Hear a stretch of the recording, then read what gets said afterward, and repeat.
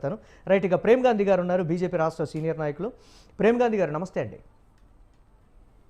నమస్కారం అండి.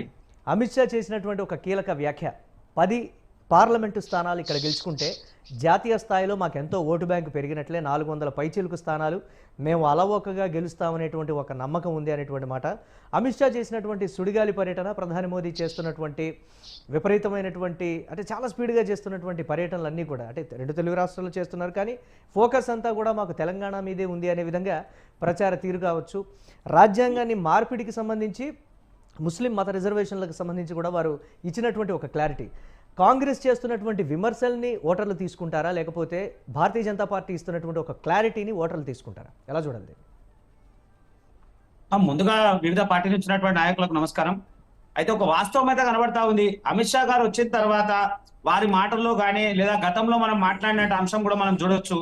ఏదైతే అమిత్ షా గారు చెప్పిన దాన్ని వక్రీకరించి కొన్ని పార్టీలు కావాలని తప్పుడు ప్రచారం చేసిర్రు, అది మన ప్రజలందరూ కూడా గమనిస్తా ఉన్నారు. అయితే రిజర్వేషన్ మీద ఎస్సీ ఎస్టీ ఎస్టీల పక్షాన ఎక్కడ కూడా భారతీయ జనతా పార్టీ వ్యతిరేకంగా మాట్లాడటం లేదు. ఈబీసీ రిజర్వేషన్ కి, ఎస్సీ ఎస్టీ రిజర్వేషన్ కి వ్యతిరేకంగా అమిత్ షా గారు మాట్లాడారనేటువంటి వాతావరణము ప్రజల్లో తీసుకురావాలనేటువంటి ప్రయత్నము కాంగ్రెస్ బీఆర్ఎస్ పార్టీలు చేసినటువంటి ప్రయత్నాలు అంతా కూడా సఫలం కాలేదు. అదంతా కూడా ప్రజలు గమనించారు. మేము క్లియర్ గా చెప్తా ఉన్నాం, భారతీయ జనతా పార్టీ సంక్షేమం పట్ల, ప్రజల సంక్షేమం, పేదల పక్షాన, మధ్య తరగతి పేదవాడికి ఉపయోగపడేటువంటి పార్టీ భారతీయ జనతా పార్టీ. అలాంటి పథకాలు, అలాంటి ఒక వాతావరణమే తీసుకొచ్చేటువంటి ప్రయత్నం చేసింది, కానీ ఎక్కడ కూడా ప్రజల్ని విస్మరించి చేసినటువంటి దాఖలాలు లేవు. కానీ అదే బీఆర్ఎస్ పార్టీ, ఇప్పుడున్నటువంటి కాంగ్రెస్ పార్టీ నాయకుడు కూడా ఒకానొక సందర్భం రాగానే మాట్లాడుతూ ఉన్నాడు, మా 100 రోజుల యొక్క పాలన ముఖ్యమంత్రి చెప్తా ఉండు, రిఫరెండం తీసుకోండి అని అంటే ఆయన డిఫెన్స్ లో పడ్డట్టు. ఆయనకే భయం ఉంది, ఎన్ని గెలుస్తానో లేదో, గెలవకపోతే పరిస్థితి ఏంది, ఒకవేళ సరైనటువంటి మెజార్టీ రాకి గెలకపోతే ఆయన సీఎం కుర్చీని దించేటువంటి ప్రయత్నం వాళ్ళ కాంగ్రెస్ పార్టీ ఉన్నటువంటి అంతర్గతం ఉన్నటువంటి నాయకులు చాలా మంది రెడీగా ఉన్నారు. ఇక బీఆర్ఎస్ పరిస్థితి పరిగలేదు, ప్రజలంతా కూడా దాన్ని సరైనటువంటి ఆదరణ లేదు. ఒకవేళ మెజారిటీ స్థానాలు వాళ్ళు 1-2 స్థానాలు కూడా గెలవకపోతే పార్టీ మూతపడేటువంటి పరిస్థితి ఉంది. అందరు దుకాణం ఖాళీ. బీఆర్ఎస్ పార్టీలా 4 మాత్రమే మిగులుతారు, బిడ్డే, కొడుకు, అల్లుడు, ఆయన. ఆ పరిస్థితి ఉంది ప్రస్తుతం బీఆర్ఎస్ పార్టీ పరిస్థితి. కాబట్టి ప్రజలు ఆలోచిస్తా ఉన్నారు. ఇవంతా కూడా ప్రజల్లో ఉన్నటువంటి ఆదరణ భారతీయ జనతా పార్టీ క్లియర్ గా ఉంది. సంక్షేమ పథకాలు, దేశంలో జరుగుతున్నటువంటి అభివృద్ధి, మా మోడీ గారు ఈ రోజు మాట్లాడినా, గతంలో మాట్లాడినా, ఎక్కడ మాట్లాడినా ఒకే అంశం మాట్లాడుతా ఉన్నారు. అభివృద్ధి మాట్లాడిర్రు, డెవలప్మెంట్ ఎట్లుందని చెప్పారు, ఫ్యూచర్ ఒక ప్రశ్న, ఎంతో కొంత వాస్తవం లేకపోతే, వారి ఆలోచన విధానం ఆ విధంగా లేకపోతే కాంగ్రెస్ ఎందుకు విమర్శిస్తుంది అనేటువంటి వాళ్ళు కూడా చాలా మంది ఉంది. నిజంగా భారతీయ జనతా పార్టీ మళ్ళీ అధికారంలోకి వస్తే 370 పైచిలుకు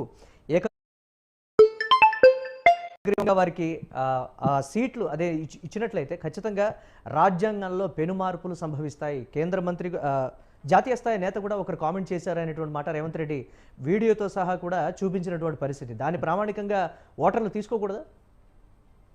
దాని మీద ఆల్రెడీ అమిత్ షా గారే వివరణ ఇవ్వడం జరిగిందండి. గతంలో అమిత్ షా గారు చెప్పిన రాజ్యాంగము మార్చడము, రాజ్యాంగం అధ్యయడం అనేది పూర్తి తప్పుడు సమాచారము. దాని మీద అమిత్ షా గారే గతంలో దాని మీద వివరణ ఇవ్వడం జరిగింది. అయితే కొన్ని మార్పులు దేశంలో అభివృద్ధి కోసము, పేద మధ్యతరగతి వాడి మార్పు కోసము భారతీయ జనతా పార్టీ 370 స్థానాలు డైరెక్ట్ భారతీయ జనతా పార్టీ ఎన్డీఏతో కలిపి 400 స్థానాలు ఉన్నప్పుడు దేశ అభివృద్ధి కోసం చేసేటువంటి మార్పులు ఉంటుంది తప్ప పేద మధ్యతరగతి పక్షాలకు ఎక్కడ కూడా అన్యాయం జరగదు. అలాగే ఎస్సీ ఎస్టీ ఓబీసీ లేదా వాళ్ళకి ఎక్కడ కూడా భారతీయ జనతా పార్టీ ఏం మాత్రం అన్యాయం చేయడానికి క్లియర్ గా చెప్పడం జరిగింది. కాకపోతే ఉన్నటువంటి పార్టీలు కాంగ్రెస్ కానీ బీఆర్ఎస్ పార్టీ కానీ మన రాష్ట్రంలో చాలా దుష్ప్రచారం చేస్తా ఉన్నారు. వారు వచ్చి మాట్లాడిన ప్రతిసారి ఏదో ఒకటి ఎలిగేషన్ పెట్టి మాట్లాడడం.